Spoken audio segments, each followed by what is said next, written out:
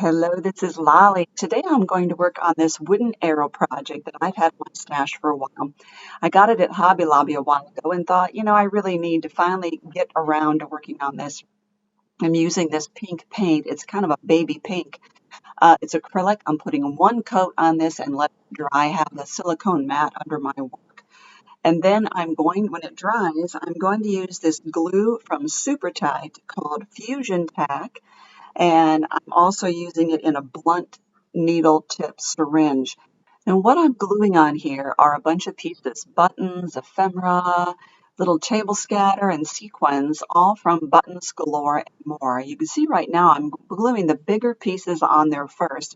I start off just using the tweezers and gluing right from the bottle because these are large pieces. But then once I get the large pieces in there, I start filling in the little spaces around there using my jewel picker and the syringe with the super tight adhesive in there. It's a very relaxing process. Eventually, you see that I just switched to using the syringe for all of it. I squirt the glue directly onto my wooden arrow, and then I either use my fingers to put down some of the big pieces, or I use the jewel picker to place these into the spots I want them in. Also, I am putting some of the little pieces of decoration right in the middle of a flower or a button just to give it extra dimension there. Several times I'm using shank buttons that were also in these kits, these monthly subscription boxes, and then I have to use a shank remover to remove the shank off the back of the buttons.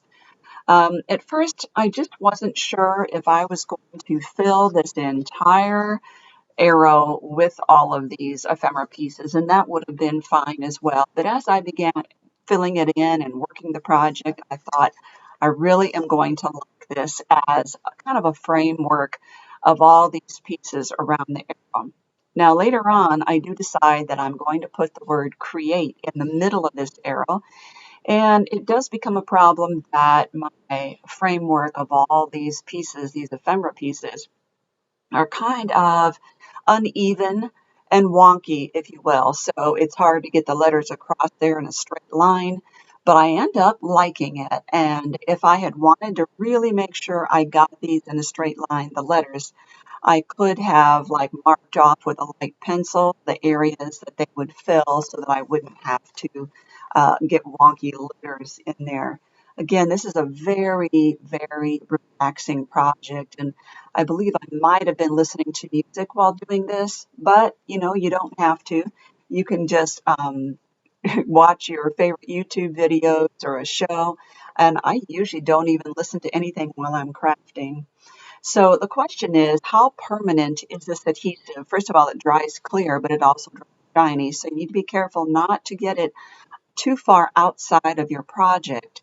So when I get all of these pieces on there as I want, I'm going to show you rubbing. I let this dry about 24 hours, first of all, and then I start rubbing it with my hand just really firmly to see how well these pieces would stick. And I want to tell you, this adhesive is amazing. I think you're going to enjoy it.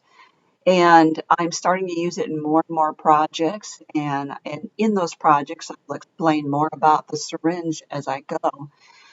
The only little items that didn't stick well or super permanent were the balls. They were completely round, tiny marble shapes, and they didn't have enough way to surface to adhere to the wood. So that did become a problem. So anything that had a flat back to it, that stuck permanently.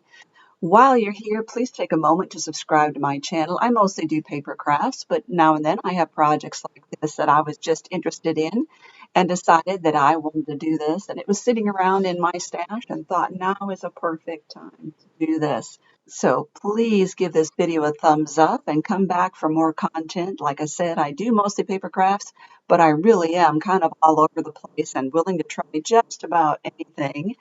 So I think you're going to enjoy getting this subscription box to Buttons Galore and More.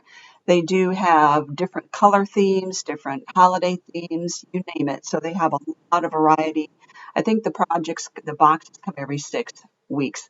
Now here I am rubbing this really firmly, and it's really stuck well on there. And here are the letters. I took a die, and I cut 6 of each letter out of black cardstock, and I'm gluing all the layers together. It makes it very firm, like chipboard, and I like that for stability. So you can see how thick that was. I'm going to do the C and the R, and then I'll finish the rest of the letters off camera. And it was a very quick process, and this Berry Art glue works beautifully for something like this.